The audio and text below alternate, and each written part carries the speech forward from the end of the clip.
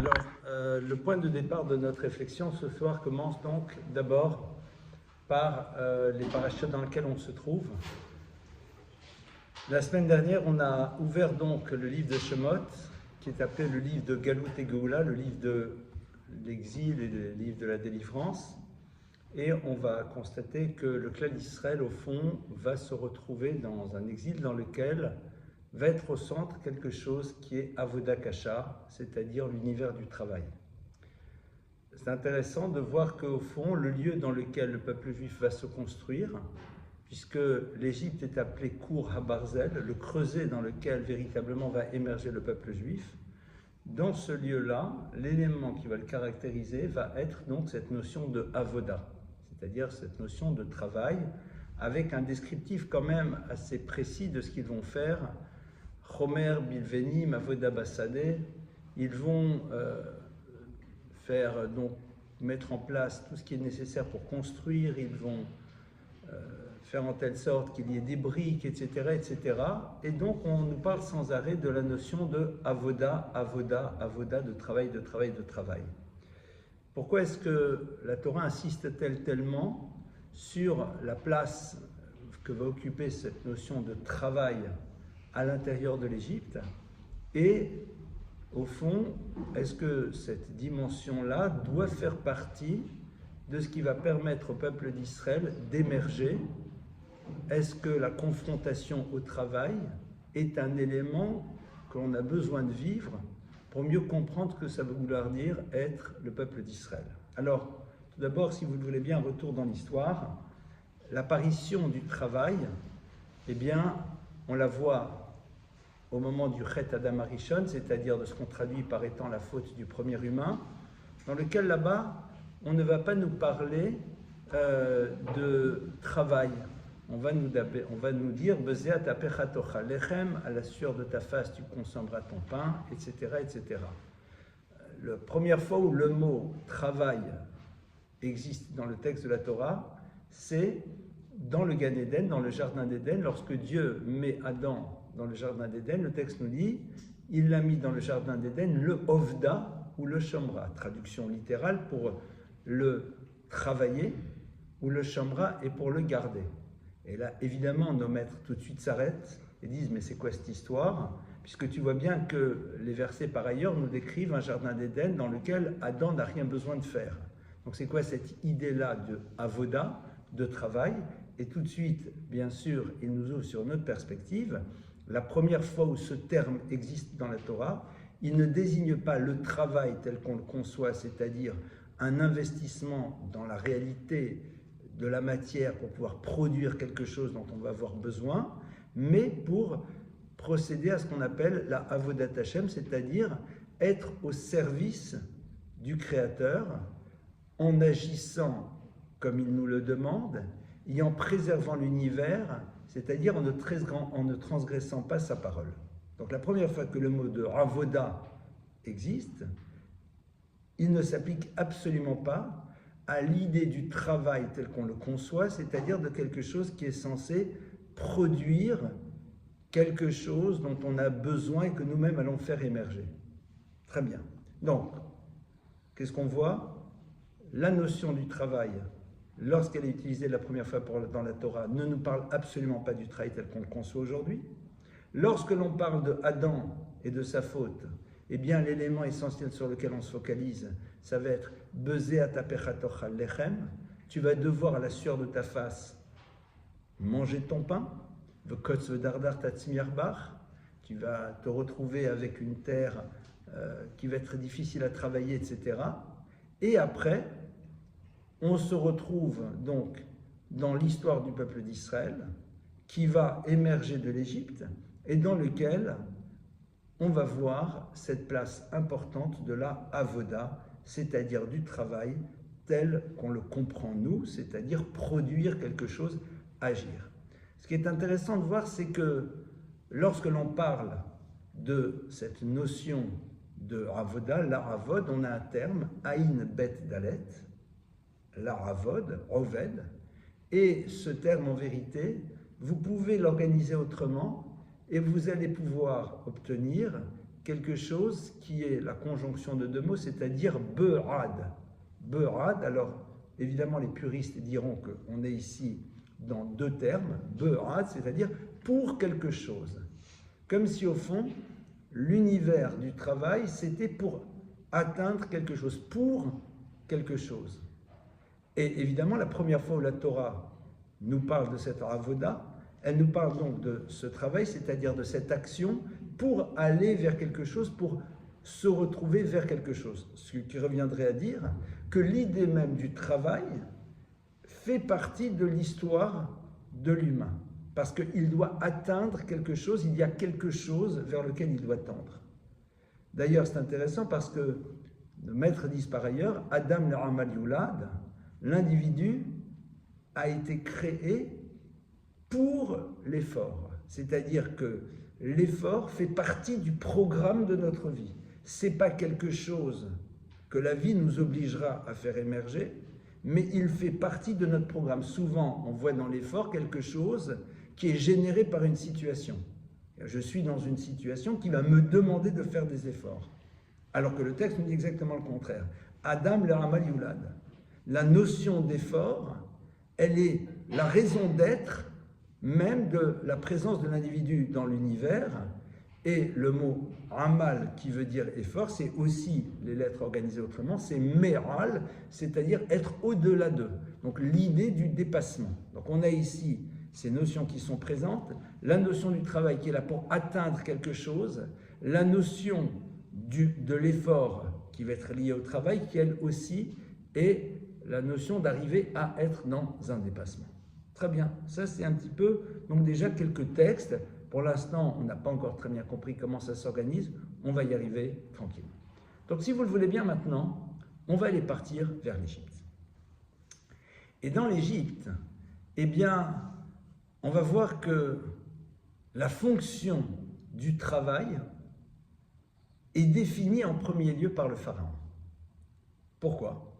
Parce qu'on se rappelle que Moshe et Aaron vont aller chez le pharaon et vont lui dire, voilà, on a un message à te faire passer, let my people go, il faut que le peuple d'Israël parte. On s'en va, il faut partir.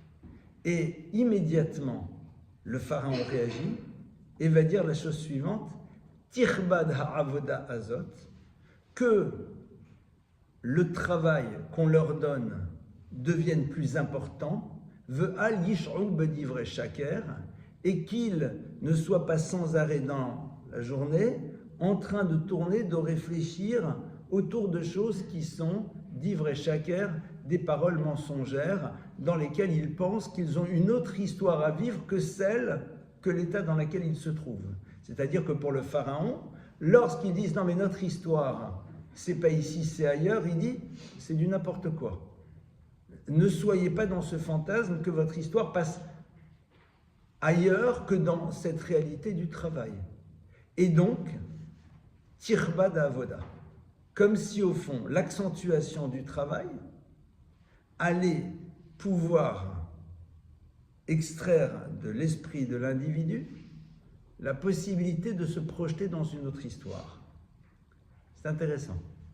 Ça veut dire qu'au fond, pour l'univers de l'Égypte, c'est-à-dire pour l'univers qui n'est pas l'univers d'Israël, la fonction du travail, c'est avant tout d'occuper l'esprit.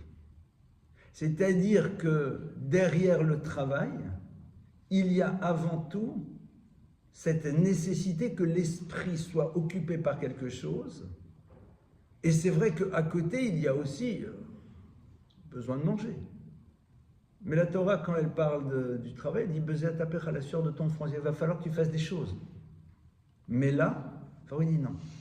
Pharaon dit le but du travail, c'est Alish'ob et d'ivre shaker. Tirbad, quand il dit que soit plus lourde sur eux ce travail, alors c'est à la fois une accentuation de la chose, mais en même temps, ils étaient déjà au maximum. Mais Tirbad se traduit aussi par la notion de kaved, de lourd, c'est-à-dire donner encore plus d'importance. Tirbad à avoda. Que le travail devienne plus lourd, ce n'est pas nécessairement que les contremaîtres se déchaînent à coups de fouet, même si en effet, ils vont leur demander, on va l'analyser dans quelques instants, de faire des choses supplémentaires, mais tirbad, parce qu'on aurait pu dire tossif, que l'on rajoute. C'est quoi cette notion de tirbad, qu'elle soit plus lourde? Non, ils travaillent 8 heures, on va leur rajouter 2 heures, 3 heures, 4 heures. Alors là, il parle de kaved. Kaved, c'est quoi? C'est quelque chose qui est lourd. C'est-à-dire, faisons en telle sorte que le travail prenne une importance de plus en plus grande, que ça soit kaved, que ça soit lourd, que ça soit pesant, que ça prenne toute la place, et à partir de cela, évidemment, d'ivre et shaker, c'est-à-dire ces paroles que moi, le pharaon, ai décidé qu'elles étaient mensongères, c'est-à-dire cette idée que l'on puisse voir la vie différemment, ne soit pas présente chez eux. C'est intéressant de voir que c'est la confrontation à ce monde du travail qui va être nécessaire pour le peuple juif, pour le peuple d'Israël, je préfère l'appeler pour l'instant, avant qu'il arrive à devenir peuple d'Israël. Alors ce qui est très intéressant, c'est que le point d'entrée de cet univers, eh bien c'est un verset dans lequel la Torah nous dit « Vaya'avidu Mitzrayim et bnei Yisrael befarer ». Vaya'avidu, alors on le traduit de manière inexacte, ils les ont rendus esclaves, non. Vaya'avidu, et ils les ont amenés au travail. Ils ont fait en telle sorte qu'ils se mettent au travail. Et bnei Yisrael, les enfants d'Israël, beparer avec parer. Et parer, eh bien, ici est traduit par nos maîtres, beperach, avec une bouche douce. Et il y a un midrash qui est très intéressant. Le midrash nous dit que, au fond, qu'est-ce qu'ils ont mis en place comme stratégie? Alors il y a un premier midrash qui nous dit que pour les amener au travail, le pharaon s'est mis lui aussi au travail, et il a dit, il faut y aller. Et tout le monde se dit, si celui qui est la référence s'y met, c'est qu'il faut qu'on y aille aussi. Traduction, on va au travail parce qu'on n'a pas envie de se sentir différent des autres. Alors qu'en vérité, pour le juif, il suffit d'acheter un billet de loterie. Dans l'absolu radical. Puisque, au fond, le travail, c'est quoi? C'est une amende. Les amendes, on préfère la minorer que la majorer. C'est une amende qui a été mise parce qu'à un moment, Adam n'a pas voulu être à l'écoute de la parole d'Hachem. Les amendes, comme les malédictions, on limite. La femme, on dit qu'au moment où elle donnera naissance, il y aura une souffrance. C'est pas interdit de se faire une péridurale. Traduction, on a le droit de limiter. Et de manière ultime, on va y revenir par la suite. Dans l'absolu, si tu dois juste faire quelque chose pour que ça fonctionne, achète un billet de loterie, c'est suffisant. La question est de savoir, est-ce que quand on le fait, on y croit réellement ou pas? Ça, c'est un deuxième sujet. Ce qui est sûr, c'est quoi? C'est que on amène dans le monde du travail, on convainc l'homme de travailler, parce que même le pharaon, il travaille. C'est-à-dire que c'est normal. C'est comme ça que ça doit être. Et donc, on y va parce que on n'a pas envie de se sentir différent. Traduit de manière autre, si demain je pouvais envisager vivre sans avoir besoin de travailler, est-ce que je le ferais? C'est pas sûr. C'est pas sûr parce que comment est-ce qu'on me verrait, quelle serait la lecture qu'on ferait de ce que je suis? C'est la raison pour laquelle bon nombre de femmes se sentent mal de ne pas travailler, même si elles pourraient ne pas le faire, parce qu'on travaille. Alors qu'en vérité, ce que tu fais à la maison pour construire un foyer, qui est une œuvre incroyable, c'est hautement plus puissant que l'immense majorité de ce que tu vas faire dans ton travail. Parce que là, tu crées l'éternité, parce que là, tu crées un équilibre, parce que là, tu crées une harmonie. Aujourd'hui, on te dit non, c'est pas une œuvre. Le foyer, c'est défini aujourd'hui, vous savez comment, comme étant une charge mentale. C'est ça les mots qu'on utilise. C'est une charge mentale. Ça vous donne envie d'y aller. Et bien sûr, quand vous prononcez les mots que je prononce, les wokistes de tous bords vous diront, vous êtes encore dans... Ok. Why not? Que les gens se fassent plaisir. Mais quelque part, c'est intéressant. Ça ne se fait pas de ne pas travailler. Ça ne se fait pas de ne pas travailler. Ça, c'est le point de départ. Mais paraître, c'est très doux parce que, au fond, au contraire, on est comme tout le monde. Ça, c'est la première lecture. On va y revenir dans quelques instants. Et même si je conçois que le détour que j'ai fait par le travail féminin peut surprendre, j'en parle d'autant plus facilement que mon épouse et nos filles travaillent, ont fait des études, et même plusieurs cursus en parallèle, donc je n'ai pas ce problème, dans le sens où, une forme de justification d'une histoire personnelle, parce que parfois, vous savez, j'aime bien le mettre en mots, ce que les gens parfois n'osent pas dire, donc je préfère le dire, mais derrière ça se pose la question de la normalité. Or, justement, pour la Torah, il y a une anormalité dans le travail. C'est pas comme ça que c'est censé être. Seconde stratégie, parce qu'au fond, aujourd'hui, on pense notre relation au travail à travers ce que la civilisation nous a défini.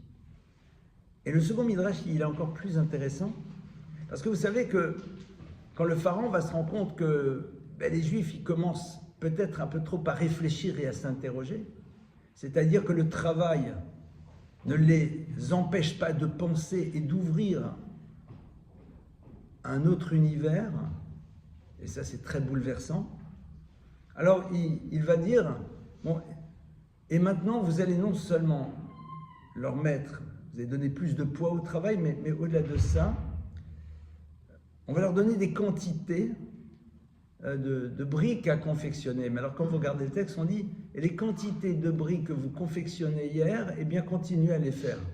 De quoi on parle? Le Midrash, il est passionnant. Il dit en vérité, c'est quoi aussi cette pérach? Il disait, alors je donne des prix, hein. Il dit, une brique c'est 10 cents. Donc 10 briques c'est 1 euro. Donc 100 briques c'est 10 euros, etc. Au début, quand on te donne le tarif, tu découvres que tu es capable de faire 1000 briques par jour. Et l'immense majorité des enfants d'Israël deviennent des staccanovistes. Ils produisent, ils trouvent des systèmes pour produire encore et encore. Vous imaginez, c'est payé. Et puis du jour au lendemain, c'est plus payé. Et Pharaon dit, vous avez montré que vous étiez capable d'en faire 2000, mais vous allez continuer à en faire 2000. C'est-à-dire, le parer, c'est la dimension attractive du résultat qui va amener l'individu à se dépasser et donc faire en telle sorte que par la suite, il ne puisse pas imaginer utiliser ses capacités autrement que dans cet univers-là. Et il y a quelque chose ici d'extrêmement subtil que le pharaon est en train de mettre en place. Il est en train de dire à l'humain, je vais te montrer combien ce travail peut t'apporter, et à partir de cela, eh bien c'est vers cela que tu vas devoir te tourner. Tu n'as plus le choix maintenant d'utiliser ton énergie pour autre chose que ce qui est quelque chose qui s'appelle le domaine du travail dans lequel tu vas produire ces briques et tout le reste. Alors, évidemment, avec ça, vous allez dire, vous êtes bien sympa, mais l'univers doit fonctionner. Il faut bien en effet qu'il y ait des maisons, il faut bien qu'il y ait toutes sortes de choses. Et à ce niveau-là, les maîtres du Talmud vont être très clairs. Ils vont dire, mais encore heureux qu'il y a dans l'univers des gens qui ne réfléchissent pas, car s'ils n'étaient pas là, comment fonctionnerait l'économie? C'est assez bouleversant. Ça veut dire qu'à un moment, eh bien, on ne peut pas espérer dans cet univers des personnes qui réfléchissent en permanence, et qui donc auraient un rapport différent au monde du travail. Ça veut dire quoi? Ça veut dire que avoir envie d'utiliser ses énergies et sa réflexion pour quelque chose de différent n'est peut-être pas nécessairement le souhait de tout le monde. Chazon Ish rapporte une histoire Un jour, il a vu comme ça des ouvriers qui étaient en train de bâtir une maison. Et la livraison de briques, de béton, de ciment, que sais-je, n'avait pas été là. Le Chazon Ish leur a dit, écoutez messieurs, il y a à côté un lieu dans lequel vous pouvez vous mettre à étudier et on vous paye pour votre journée d'études comme si vous travailliez. Et il a dit qu'au bout de quelques heures, la plupart d'entre eux s'étaient enfuis, préférant ne pas être payés plutôt que de rester une journée entière à faire quelque chose d'autre que de travailler, de produire quelque chose de quantifiable et de mesurable. Il n'y a pas ici du tout, parce que ça pourrait être entendu de cette manière, une vision négative.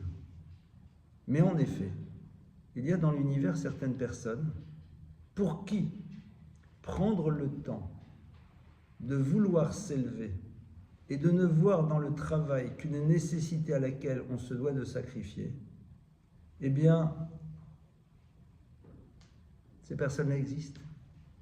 Et quelque part, dit le Talmud, si elles n'étaient pas là, le monde ne pourrait pas fonctionner. Traduit de manière différente, la Gemara nous dit « Allez-nous la kirtova », on doit être capable de leur dire merci. Ça veut dire qu'ils ont un rôle à jouer.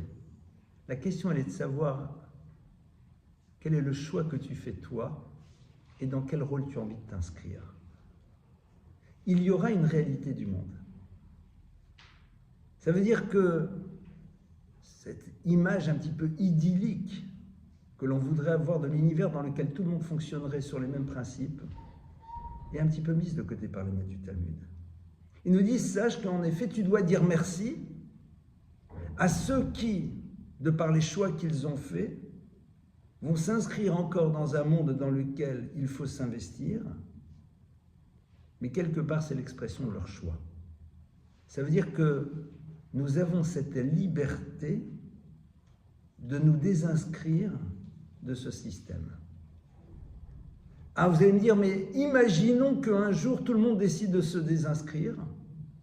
C'est le moment dans lequel les textes de la Torah nous disent « Et tu travailleras peu, mais le résultat sera sans aucune commune mesure avec l'investissement que tu auras. » C'est-à-dire qu'en effet, il y aura toujours une nécessité d'agir, mais le résultat ira bien au-delà de ce que tu imagines. Alors, souvent les gens se posent la question comment ça fonctionne. Vous savez, aujourd'hui, alors peut-être que ma lecture est un petit peu enfantine, mais quand on voit aujourd'hui ce que l'intelligence artificielle peut commencer à produire dans certains domaines, ou ce qui émerge dans énormément de métiers, on voit qu'on peut produire tellement, avec tellement moins d'efforts. Ce n'est pas pour rien au passage, si on réfléchit, que la société a besoin de proposer tellement de divertissement, car nous allons de toute façon nous retrouver dans un monde dans lequel l'investissement au travail sera de moins en moins important. Il faudra bien utiliser le temps qui sera mis à notre disposition. Ça veut dire que cette idée-là que la Torah propose, qu'à un moment, eh bien en effet, les choses ne demanderont pas autant d'efforts, fait partie d'une réalité que l'on est en train de découvrir. Et évidemment, la question qui se pose, c'est si aujourd'hui nous sommes un petit peu dans les prémices de cette période, quel est le choix que nous allons décider de faire, nous, qui nous inscrivons tous dans ce monde du travail, chacun dans son univers, d'utiliser ce prélude à l'époque messianique. Ça veut dire que l'époque du Mashiach, c'est l'époque dans laquelle, en effet, on se retrouvera avec une possibilité d'obtenir en quelques instants ce qu'il nous fallait des heures pour avoir. À partir de là, se pose la question de la relation au temps qui sera mis à notre disposition. Et le pharaon l'a bien compris, puisque le pharaon a compris que dès le moment où le temps serait à la disposition du peuple, alors il serait confronté à ceux qui proposent une autre vision du monde, qui parlerait de liberté, qui parlerait de servir Dieu, qui parlerait de la manière dont le peuple d'Israël voit la vie. Et ça, c'est quelque chose qui est impossible. Pourquoi? Parce que rappelons que l'univers du Pharaon, c'est quoi? C'est l'univers de l'Égypte. Or, l'Égypte en hébreu se dit Mitzraïm. Mitzraïm vient de la racine Meitzar. Meitzar, ça veut dire quoi? Un enfermement, un lieu fermé. C'est-à-dire, c'est un monde dans lequel je ne suis pas prêt à m'ouvrir à une autre lecture de l'existence que j'ai jusqu'à présent. Or, cette lecture nouvelle peut se créer dès lors que j'ai le temps d'y penser. Et dès le moment où le peuple d'Israël a le temps d'y penser, il commence à y penser. Alors le Pharaon dit « Tirba d'avoda ». Il faut que le travail devienne pesant, c'est-à-dire qu'il devienne quelque chose qui a de plus en plus d'importance aux yeux des gens, parce que sinon, ils vont se retrouver ailleurs. Ça, c'est donc cette première partie que le peuple d'Israël va vivre. Ce qui va se passer, c'est que on va se retrouver donc avec un peuple d'Israël qui est confronté maintenant à cette obligation de travail. Pourquoi? Parce que ça a commencé avec cette difficulté de la différence.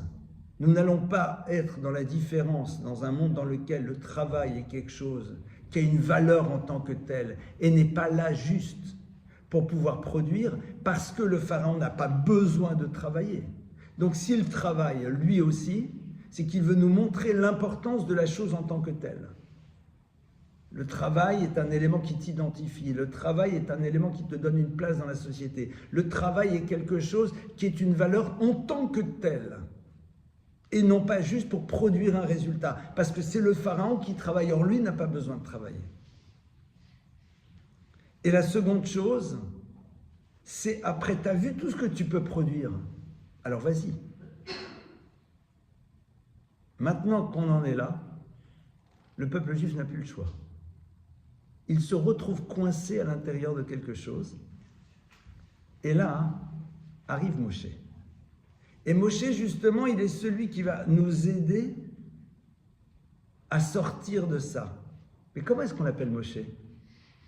On l'appelle aussi celui Avdi, Zichru Torat Moshe Avdi. Rappelez-vous la Torah de Moshe, Avdi, mon serviteur. Un serviteur, qu'on le veuille ou pas, c'est quelqu'un qui travaille pour quelqu'un d'autre. Avdi vient de la racine Avoda. C'est intéressant, alors que Moïse, c'est un prophète. Le terme de prophète n'est pas utilisé pour lui. On parle de Moshe Eved. Moshe dit oui, bien sûr, on est là par rapport à une réalisation qu'on doit mettre en place. Mais il ouvre vers l'expérience nouvelle d'un travail qui va être tourné vers autre chose. Il dit, le clan d'Israël, maintenant, vous avez cette expérience de ce que veut dire donner la totalité de vos énergies pour quelque chose. Mais maintenant, on va le faire, mais dans une autre direction. Et quand Moshe arrive et annonce au peuple d'Israël quel est le projet, au fond, qui les concerne, le texte dit quelque chose de terrible. Et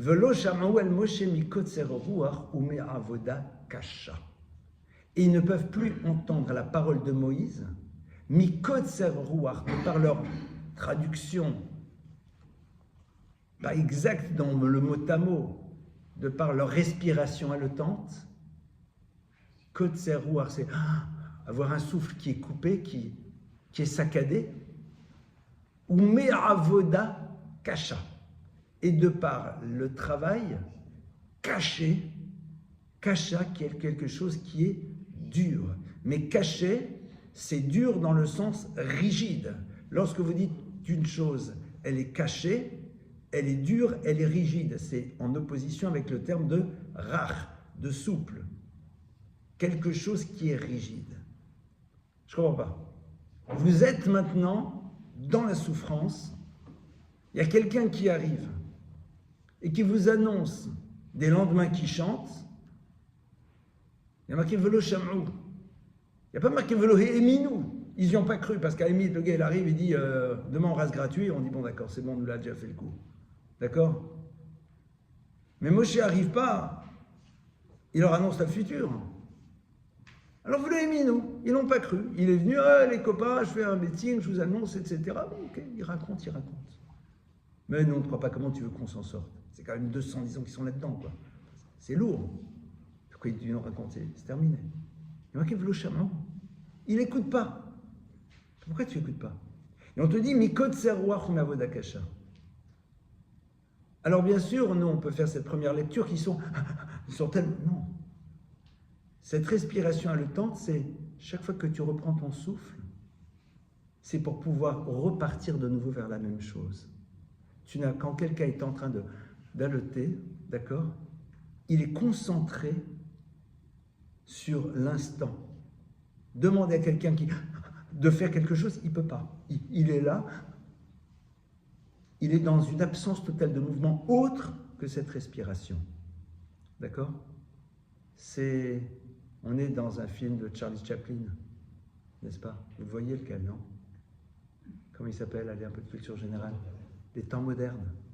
On est dans les temps modernes. Velo Shamaou. Parce que tu ne peux pas t'ouvrir à autre chose que le système dans lequel tu es tombé. La avoda, elle devient rigide, elle devient dure. Ça veut dire que la chose est figée. Elle est là, tu ne peux plus imaginer un autre système. C'est le consultant chez Accenture, il y en a peut-être dans la salle, j'en sais rien, ou ailleurs, qui est là, et à un moment, on ne peut même pas imaginer qu'il y a autre chose. Alors encore heureux que le soir, il rentre chez lui. On ne sait pas quelle heure d'ailleurs. Et pas toujours, comme certains disent. Mais quelque part, même si le raccourci est un petit peu rapide, j'en conviens, mais c'est ça la vie, quoi. C'est-à-dire que, bien sûr, il y a la première lecture du texte, il y a la violence, il y a la dureté. Mais quand la Torah utilise cette terminologie, qu'est-ce qu'elle veut nous raconter? Elle est en train de nous dire qu'au fond, on se retrouve maintenant dans un monde dans lequel je ne peux plus m'ouvrir à autre chose, à l'image de quelqu'un qui reprend sa respiration, qui est figé sur ce qu'il est en train de vivre. Et pour accentuer encore cela, la Torah nous parle maintenant de avoda kasha. Elle ne nous parle plus de kaved, de lourd, de quelque chose de caché, quelque chose qui est là, qui est rigide. En deux mots, c'est l'univers de ceux qui vont vous dire que, évidemment, dans la vie, mais il faut travailler. Il faut avoir un travail. Et tu la regardes, tu leur dis pourquoi. Et la Gemara, elle nous le dit. C'est une Gemara qui nous dit ça à la fin de Masechet Kiddushin. La Gemara nous dit, mais olam lo raïti shwal chenvani, il dit, j'ai jamais vu un renard qui est commerçant et des animaux qui sont rentrés dans toutes sortes de travaux X, et pourtant, a priori, ils vivent et ils survivent. Et l'être humain, dit le Talmud, qui est la finalité de l'univers, lui aurait besoin d'aller travailler.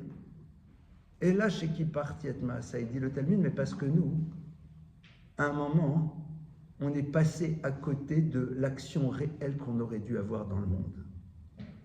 Alors c'est vrai que, évidemment, ces paroles, elles font hurler. La Gemara dit, mais maintenant, tu n'as pas le choix, il va falloir travailler. Mais quelque part, à un moment, c'est cette évidence que tu dois ôter de ton esprit. C'est pas normal.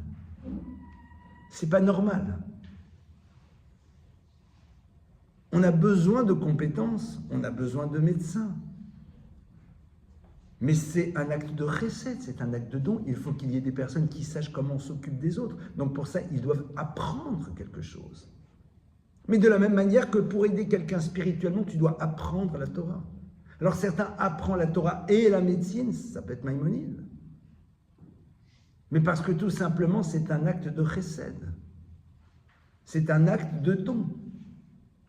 Maintenant, on n'a pas le choix, il faut le faire. Mais ce qui est très intéressant, c'est que la Gemara est là pour nous dire, mais sortir d'Égypte, dans la relation au travail, c'est être capable à un moment de se dire que l'Égypte a réussi à un moment à amener le peuple juif, mikot savoir, de ne plus imaginer autre chose. Et il y a une forme de rigidité. Mais qui a dit qu'il faut travailler? Dans un absolu radical, ce n'est pas nécessaire. Ce n'est pas comme ça que le monde a été créé. Maintenant, il se trouve qu'il y a une réalité. Donc tu opposes un regard totalement différent sur le travail. C'est-à-dire que c'est pour toi quelque chose sur lequel tu n'as pas le choix.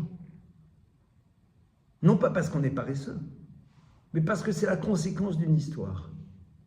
Ça veut dire que l'histoire essentielle de ma vie, elle passe à travers autre chose.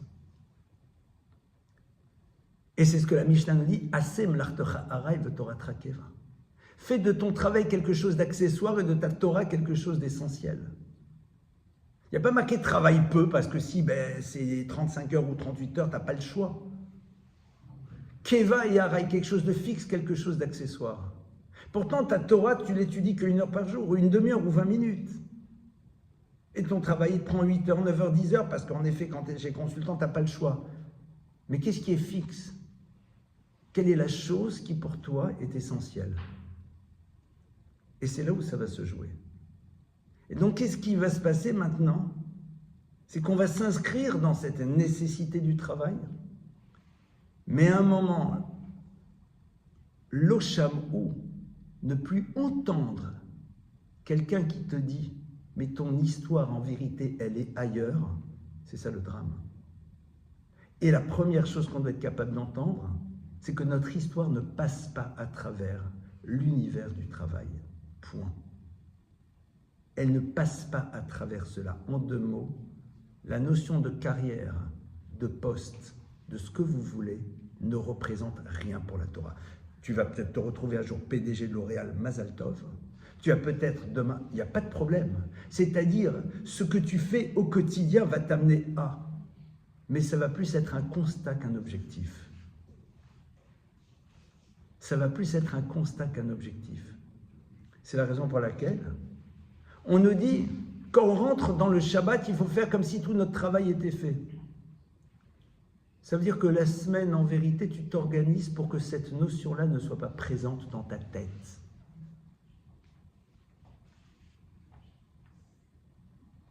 Évidemment, c'est un autre regard sur les choses. La question, elle est de savoir, c'est est-ce qu'on sort d'Égypte. Et on voit que le problème du peuple juif, ça va être différent. Vous avez vu comment le pharaon, il a réussi à créer ça. Il t'a dit, mais regarde tout ce que tu es capable de faire. Alors continue à le faire maintenant. Bon, là, en l'occurrence, il ne va plus être payé. Mais ça veut dire quoi ne plus être payé? C'est-à-dire, c'est le travail en tant que travail. Je produis, je fais. Tu as raison. Mais peut-être que maintenant, ça doit se passer ailleurs. La Gemara continue dans Kiddushin, elle dit donc maintenant, concrètement, on est dans ce travail. Pour la Torah, faire carrière, ça ne veut rien dire. Rien. Ça ne représente rien. Tu feras le constat d'une carrière, mais tu ne cherches pas à faire une carrière. Alors c'est vrai que quand tu es doué, quand tu commences à travailler, la Gemara nous dit tout ce que tu as dans la main pour faire, tu le fais avec toute ton énergie. Donc si déjà tu apprends le mieux possible ce que tu dois savoir, parce que si déjà tu le fais bien. Parce que la notion d'excellence, elle doit exister partout. Parce que je ne peux pas inscrire la dimension de l'excellence dans des domaines et la désinscrire ailleurs. Parce que l'excellence, c'est consacrer la totalité de nos énergies à ce qu'on est en train de faire à l'instant T. C'est ça. Habiter pleinement ce que je suis censé faire. C'est l'excellence dans ton plat de pâtes, c'est l'excellence dans la programmation de ton truc, c'est l'excellence dans ton sourire vis-à-vis de ton conjoint, c'est l'excellence dans tous les domaines. Au moment où tu le fais pleinement. Sinon, tu es un voleur. Parce que tu n'as pas utilisé l'énergie que tu devais utiliser à cet instant T par rapport à ce que ça devait être. Et ça, on l'apprend d'où? On l'apprend de quelqu'un qui s'appelle Hanor, qui justement, on dit que qu'est-ce qu'il faisait? Il était celui qui était cordonnier. Et on dit qu'il, au moment où il cousait ses chaussures, il se connectait au nom du divin. Alors certains vont aller sur Internet pour voir comment ça se situait dans la série Ça plane pour moi. C'est beaucoup plus d'un 19 mètres. Au moment où il cousait de la plus belle manière qui soit pour faire son travail dans l'excellence. Et c'était en cela où il était connecté au divin parce que il utilisait cette capacité par rapport à ce qui était nécessaire pleinement. Ça voulait dire que s'il habitait pleinement l'instant qu'il était en train de vivre, alors il ferait la même chose pour le reste, et plus particulièrement dans sa relation au monde et à Dieu. Maintenant, la Gemara te dit, t'as pas le choix, maintenant il va falloir travailler. Et ce qui est très intéressant, c'est que le Talmud va nous dire alors qu'est-ce qu'on fait. Et le Talmud nous dit que Chayav Adam, l'être humain, a l'obligation d'apprendre à son fils, entre autres, un travail. Pourquoi, dit la Gemara? Parce que si tu ne lui apprends pas un travail, tu lui apprends à être voleur. Ça veut dire quoi? Ça veut dire que le bonhomme qui n'a pas de travail, évidemment, il va devenir un bandit des grands chemins. Il faut avoir quand même les capacités, l'envie et pas trop peur de la police quand même. La Gemara te dit non, c'est quoi quelqu'un qui vole? Un voleur, c'est quelqu'un qui utilise un système de facilité pour obtenir ce qu'il veut. Or, on a vu que Adam l'Eramal Yulad, qu'on ait été créé pour l'effort. Apprendre un travail, c'est dire à l'individu, dans ce que tu vas faire, la notion d'effort devrait être présente. Maintenant, ce qui sera génial, c'est que comme tu vas faire des efforts, tu vas réaliser que tu fais en 1 heure ce que d'autres font en 5 heures. Et tu disposeras de 4 heures pour apprendre la Torah ou pour t'occuper des autres. Parce que cette notion-là, elle doit être présente. D'ailleurs, souvent, c'est ce qu'on retrouve. Vous savez qu'en Israël, il y a beaucoup de structures qui se sont ouvertes pour former des jeunes, des yeshivot, qui ont étudié 3, 4, 5, 8, 10 ans, pour qu'ils s'inscrivent dans le monde du travail.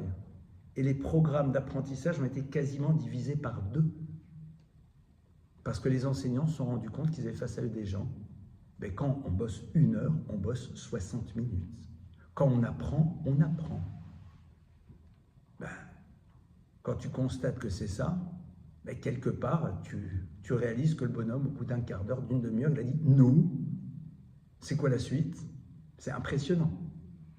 Parce que justement, c'est cette idée-là qui doit être présente. Alors, maintenant, quand tu vas l'amener, puisqu'en tant que père, tu as l'obligation, tu as la responsabilité, justement, d'inscrire cette dimension chez l'enfant.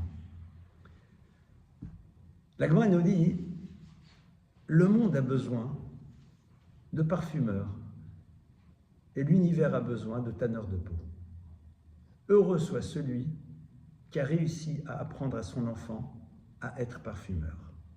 Ça veut dire quoi? Alors tout d'abord, de manière ultra pragmatique, dans un voyage que j'avais fait il y a quelques années, j'en ai fait d'autres depuis, mais un des premiers au Maroc, je crois que c'était à Marrakech, on est parti visiter la tannerie. Mais pas la tannerie pour les touristes, la tannerie, la vraie quoi. D'accord?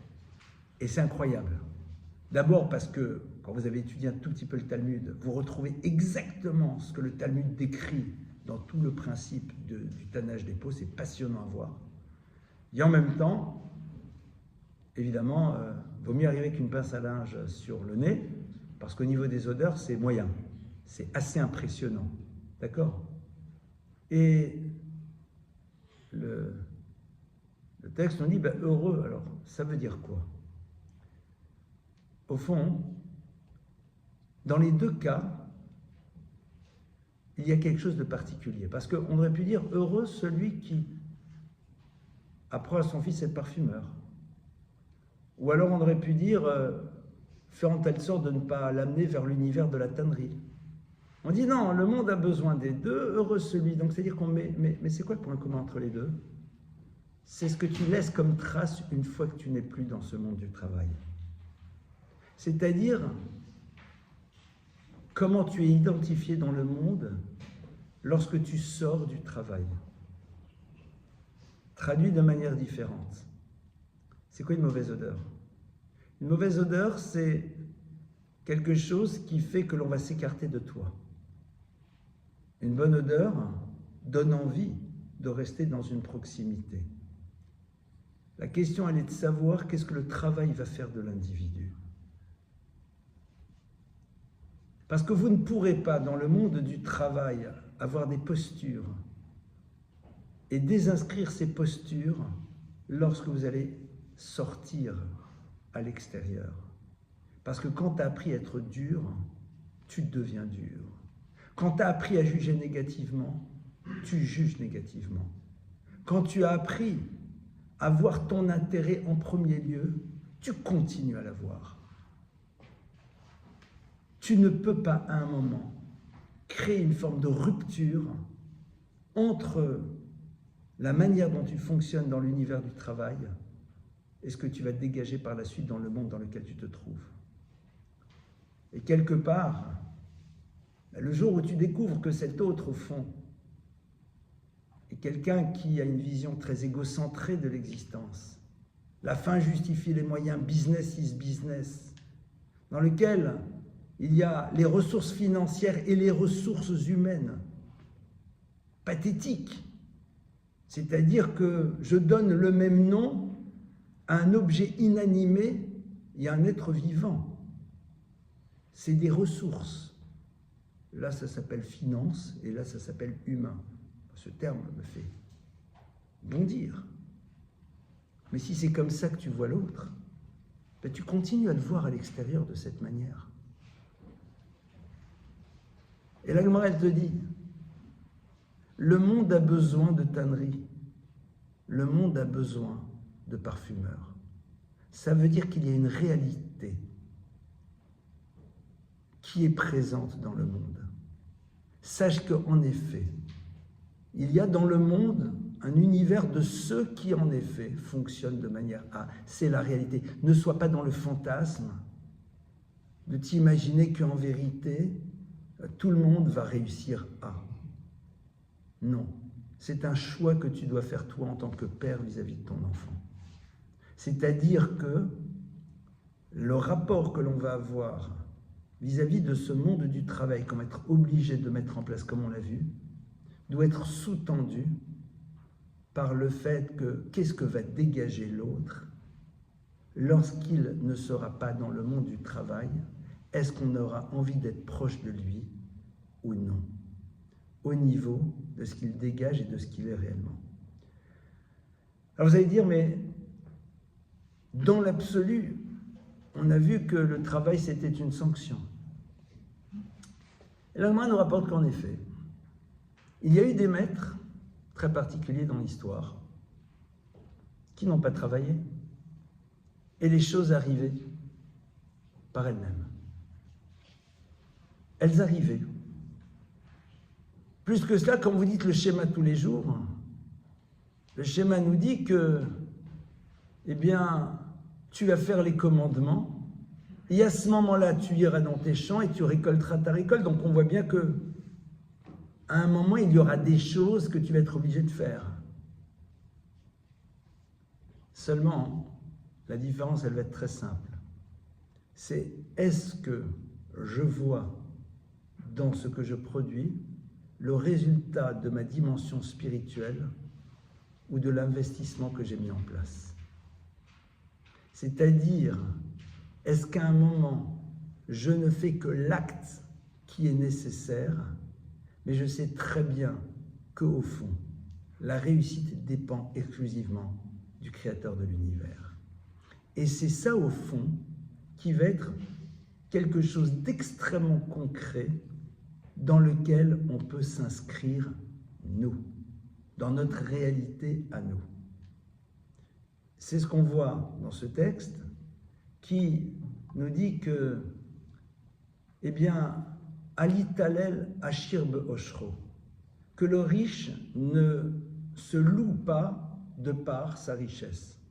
Valitalel Achacham Be'chochmato, et celui qui fait preuve d'intelligence ne se loue pas de par sa sagesse.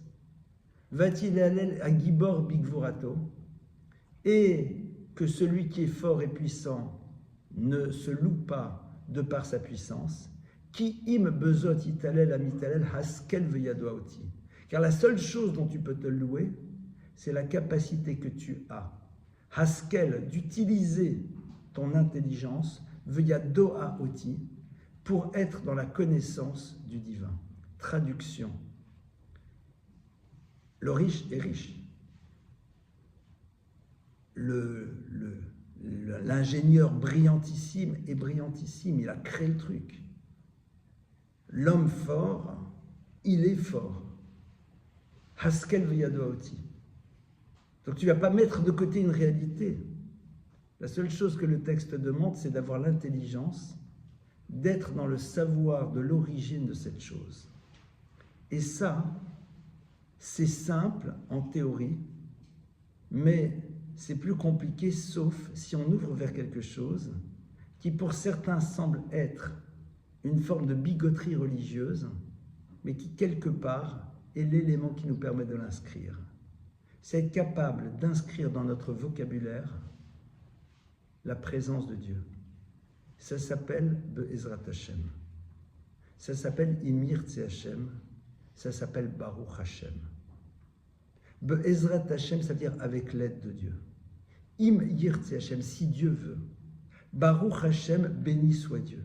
Ce ne sont pas des phrases et des mantras que l'on prononce. C'est tout simplement un moyen que l'on se donne de se rappeler de ce qui est à l'origine de tout. Pour ne pas se retrouver dans la posture du peuple juif qui ne peut plus entendre la parole de Moshe. Parce que, étant dans une avoda qui est devenue kasha, c'est-à-dire dans une forme de rigidité, parce que justement cette notion-là, on l'a inscrite à l'intérieur de notre réalité quotidienne. Ça peut se dire en français, avec l'aide de Dieu. Et les gens, ça les fait marrer. Mais tu dois leur dire, mais qu'on soit bien d'accord si on analyse. Vous appellerez ça un coup de chance. Mais l'immense majorité de ce qu'on crée, surtout dans le business, c'est des rencontres. C'est des histoires qui se sont jouées. Si on les analyse dans les détails, il y a des choses qui étaient inimaginables. Seulement, on n'a pas envie de le voir. Et ça va être le chirurgien qui dirait avec l'aide de Dieu. Mais pourquoi? Ben oui, parce que toute mon intelligence provient de lui. Je me reconnecte à la source. Je me reconnecte à la source. Se reconnecter à la source, ce n'est pas mettre de côté ma réalisation, mais de savoir que je ne peux m'enorgueillir que de la capacité que j'ai eue d'utiliser de manière optimale les outils que Dieu a mis à ma disposition. De ça, je peux être fier.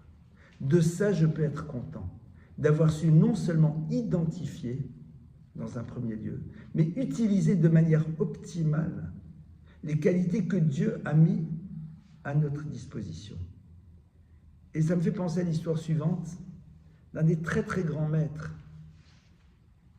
de Torah du début du siècle dernier, donc, qui rencontre un jour un de ses condisciples, qui était devenu poète, mais un poète non pas maudit, un poète publié qui gagnait même sa vie à travers sa poésie, donc c'est pas mal. Et il le regarde, il discute et il lui dit, tu vois, nous avons ensemble été dans le même lieu d'études, qui était Vologine. Vologine, c'était la Rolls des yeshivot. Vologine, c'était la yeshiva où les esprits les plus brillants se retrouvaient. Un niveau d'études exceptionnel. Nous avons étudié ensemble, ça veut dire que et toi et moi, on avait oublié d'être bêtes. Mais il se trouve qu'au moment où je te parle, je suis devenu moi maintenant un des enseignants de cette yeshiva. Et dit, je compose aussi de temps à autre des petites poésies. Mais j'ai l'impression que toi, tu n'as fait que composer des poésies qui, la plupart, sont chantées dans des jardins d'enfants avec des enfants en couche-culotte. Est-ce que c'était que pour cela que l'on t'avait donné cet esprit? Il n'y a rien de méprisable et de méprisant à écrire des poésies qui seront chantées par les enfants. Mais est-ce que c'était exclusivement pour cela que l'on t'avait donné ces capacités que tu connais, parce que nous les avons expérimentées ensemble? C'est peut-être sur ça qu'il faudrait essayer de réfléchir. Comme vous le voyez, La Torah nous propose à nouveau de nous inscrire dans la réalité d'un monde, mais d'avoir une vision peut-être légèrement différente de la manière dont la société nous le propose sur ce monde du travail. Je vous remercie pour votre écoute et on passe à vos questions.